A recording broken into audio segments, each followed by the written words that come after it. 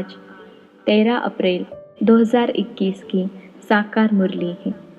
मुरली के महावाक्य हैं, मीठे बच्चे, बाप जो है जैसा है तुम बच्चों में भी नंबरवार पहचानते हैं। अगर सब पहचान ले तो बहुत भीड़ मच जाए। प्रश्न है, चारों ओर प्रत्यक्षता का आवाज कब फैलेगा? उत्तर है, जब मनुष्यों को पता पड़ेगा कि स्वयं भगवान इस पुरानी दुनिया का विनाश करा के नई दुनिया स्थापन करने आए हैं। 2. हम सबकी सद्गति करने वाला बाप हमें भक्ति का फल देने आया है। यह निश्चय हो तो प्रत्यक्षता हो जाए, चारों ओर हलचल मच जाए। गीत है जो पिया के साथ है। ओम शांति। बच्चों ने गीत की 2 लाइन सुनी, जो पिया के साथ है। अब कौन है यह दुनिया नहीं जानती।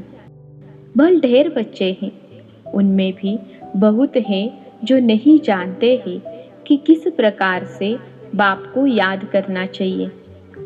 वह याद करने नहीं आता, घड़ी घड़ी भूल जाते हैं। बाप समझाते हैं, बच्चे अपने को आत्मा समझो, हम बिंदी हैं।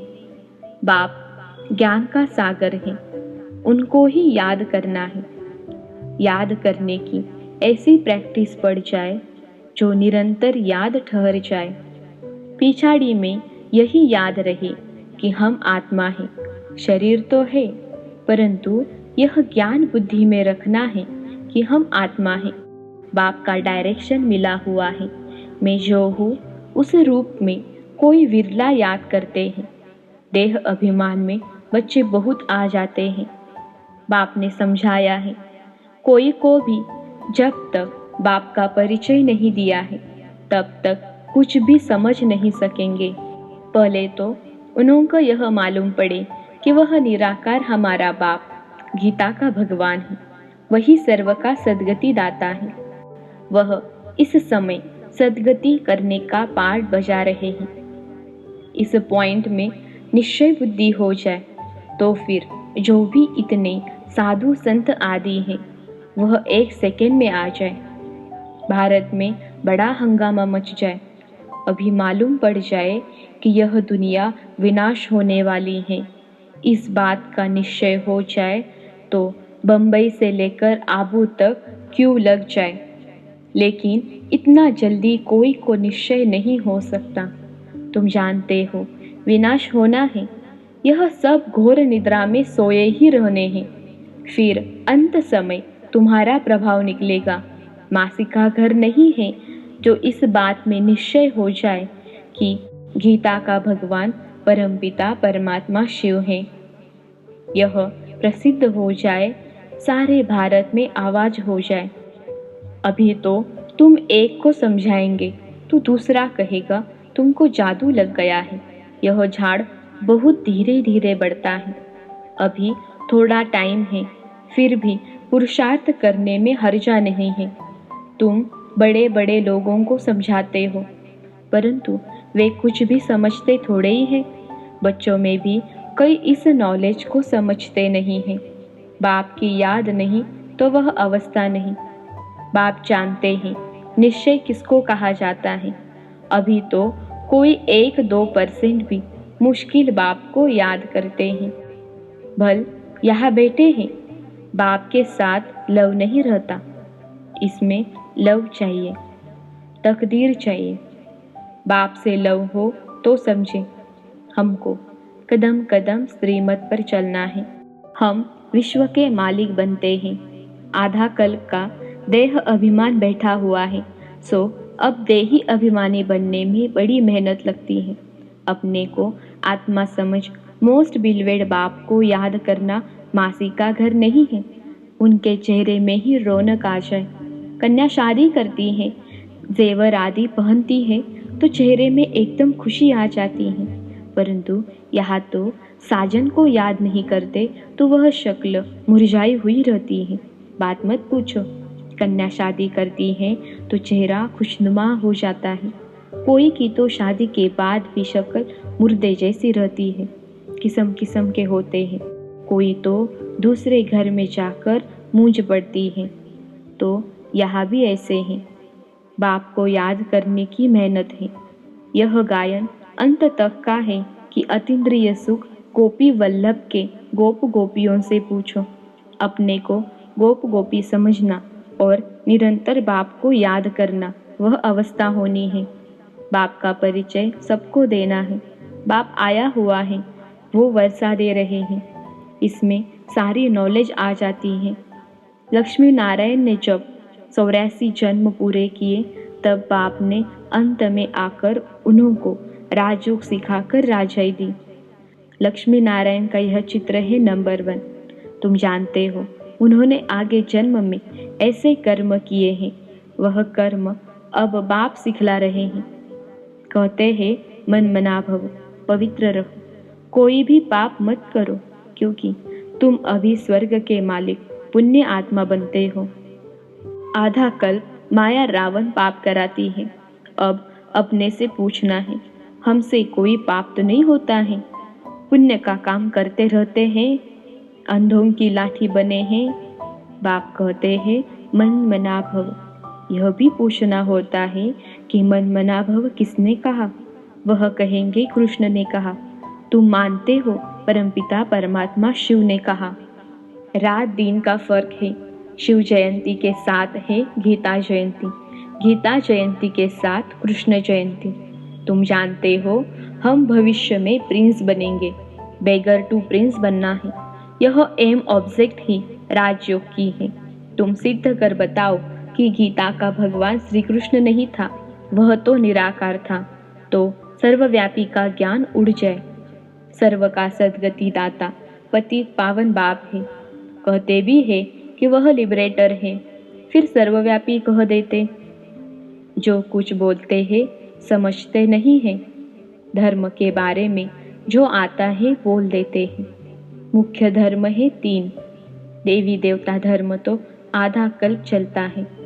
तुम जानते हो बाप ब्राह्मण देवता क्षत्रिय धर्म स्थापन करते हैं। यह दुनिया नहीं जानती। वह तो सतयुग को ही लाखों वर्ष कह देते हैं। आदि सनातन देवी देवता धर्म है सबसे ऊंचा, परंतु यह अपने धर्मों को भूल इरिलीजियस बन पड़े हैं। क्रिश्चियन लोग अपने धर्मों को नहीं छोड़ते। वह जानते हैं क्राइस्ट ने हमारा धर्म स्थापन किया था। इस्लामी, बौद्धी, फिर क्रिश्चियन लोग, यह है मुख्य धर्म। बाकी तो छोटे छोटे बहुत हैं। कहाँ से वृद्धि हुई यह कोई नहीं जानता। मोहम्मद को अभी थोड़ा समय हुआ है। इस्लामी पुराने हैं, क्रिश्चियन भी मशहूर है। बाकी तो कितने ढेर हैं। सबका अपना अपना धर्म है, अपना भिन्न भिन्न धर्म, भिन्न भिन्न नाम है, मूंझ गए हैं। यह नहीं जानते कि मुख्य धर्म शास्त्र ही 4 हैं। इसमें डिटिज्म ब्राह्मणिज्म भी आ जाते हैं। ब्राह्मण सो देवता, देवता सो क्षत्रिय, यह किसी को पता नहीं। गाते हैं ब्राह्मण देवताय नमः। परमपिता ने ब्राह्मण देवता क्षत्रिय धर्म की स्थापना की। अक्षर है, परंतु पढ़ते ऐसे हैं जैसे तोते। यह है कांटों का जंगल। भारत गार्डन ऑफ फ्लावर था, यह भी मानते हैं, परंतु वह कब, कैसे, किसने बनाया, परमात्मा क्या चीज है, यह कोई नहीं जानते। तो आरफन हो गए ना। इसलिए यह लड़ाई झगड़े आदि हैं। सिर्फ भक्ति में खुश होते रहते हैं। अब बाप आए हैं सोजरा करने। सेकंड में जीवन मुक्त बना देते हैं। ज्ञान अंजन सद्गुरु दिया, अज्ञान अंधेर विनाश। अभी तुम जानते हो हम सोजरे में हैं। बाप ने तीसरा नेत्र दिया है। भल देवताओं को तीसरा नेत्र दिखाते हैं, परंतु अर्थ नहीं जानते। वास्तव में तीसरा नेत्र तुमको है, उन्होंने फिर दे दिया है देवताओं को। गीता में ब्राह्मणों की कोई बात नहीं, उसमें तो फिर कौरव पांडवों आदि की लड़ाई, घोड़े गाड़ी आदि लिख दी है। कुछ भी समझते नहीं। तुम समझेंगे तो कहेंगे तुम शास्त्रों आदि को नहीं मानते। तुम कह सकते हो हम शास्त्रों को मानते क्यों नहीं हैं? जानते हैं यह सब भक्ति मार्ग की सामग्री है, गाया हुआ है ज्ञान और भक्ति। जब रावण राज्य होता है तब भक्ति शुरू होती है। भारतवासी वाम मार्ग में जाकर धर्म भ्रष्ट और कर्म भ्रष्ट बन जाते हैं, इसलिए अब हिंदू कहला दिया है, पतित बन गए हैं। पतित किसने बनाया? रावण ने। रावण को जलाते भी हैं, समझते हैं यह परंपरा से चला आता है। परंतु सतयुग में तो रावण राज्य ही नहीं था, कुछ भी समझते नहीं। माया बिल्कुल ही पत्थर बुद्धि बना देती है, पत्थर से पारस बाप ही बनाते हैं। सब आयरन एज में आए तब तो आकर गोल्डन एज स्थापन करें, बाप समझाते हैं। फिर भी बड़ा मुश्किल किसकी बुद्धि में बैठता है। तुम कुमारियों की अब सगाई होती है, तुमको पटरानी बनाते हैं। तुमको भगाया अर्थात तुम आत्माओं को कहते हैं तुम मेरे थे, फिर तुम मुझे भूल गए हो। देह अभिमानी बन माया के बन गए हो। बाकी भगाने आदि की तो बात ही नहीं है। मामेकम याद करो, याद की ही मेहनत है। बहुत देह अभिमान में आकर विकर्म करते हैं। बाप जानते हैं यह आत्मा मुझे याद ही नहीं करती है। देह अभिमान में आकर बहुत पाप करते हैं तो पाप का घड़ा 100 गुना भर जाता है। औरों को रास्ता बताने के बदले खुद ही भूल जाते हैं और ही जास्ती दुर्गति को पा लेते हैं। बड़ी ऊंची मंजिल है, चढ़े तो चाखे बैकुंठ रस, गिरे तो चकनाचूर। यह राजाई स्थापन हो रही है, इसमें फर्क देखो कितना पड़ जाता है। कोई तो पढ़कर आसमान में चढ़ जाते हैं, कोई पट में पड़ जाते हैं। बुद्धि डल होती है तो पढ़ नहीं सकते हैं। कोई कोई कहते हैं बाबा हम किसको समझा नहीं सकते हैं। कहता हूँ अच्छा सिर्फ अपने को आत्मा समझो, मुझ बाप को याद करो तो मैं तुमको सुख दूंगा। परंतु याद ही नहीं करते हैं। याद करे तो औरों को याद दिलाते रहे। बाप को याद करे तो पाप नष्ट हो जाए। उनकी याद बिगर तुम सुखधाम में जा नहीं सकते हो। 21 जन्मों का वर्षा निराकार बाप से मिल सकता है, बाकी तो सब अल्पकाल का सुख देने वाले हैं। कोई को रिद्धि सिद्धि से बच्चा मिल गया, वह आशीर्वाद से लॉटरी मिल गई तो बस विश्वास बैठ जाता है। कोई को 2-4 करोड़ फायदा हो जाएगा, बस बहुत महिमा करेंगे। परंतु वह तो है अल्पकाल के लिए। 21 जन्म के लिए हेल्थ वेल्थ तो मिल नहीं सकती ना।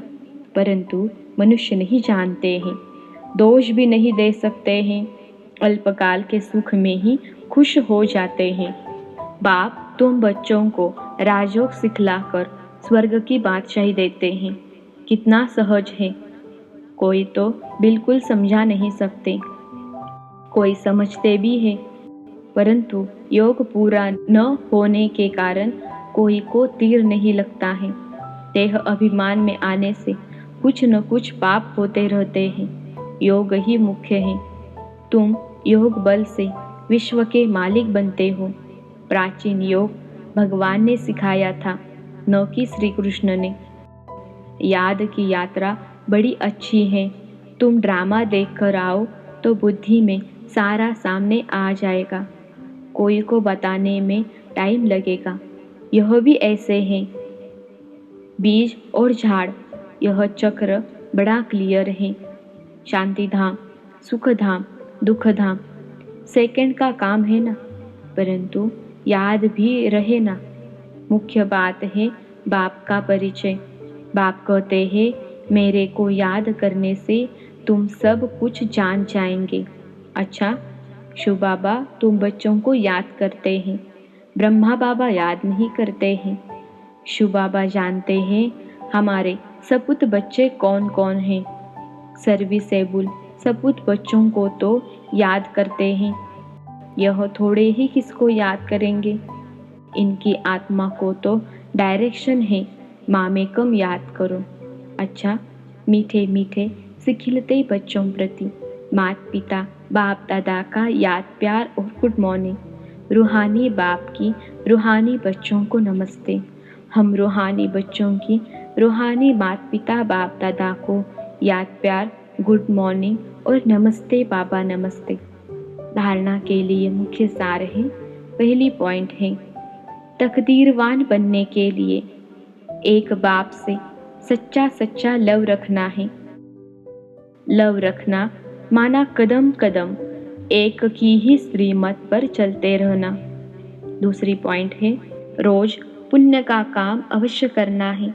सबसे बड़ा पुण्य है सबको बाप का परिचय देना, बाप को याद करना और सबको बाप की याद दिलाना।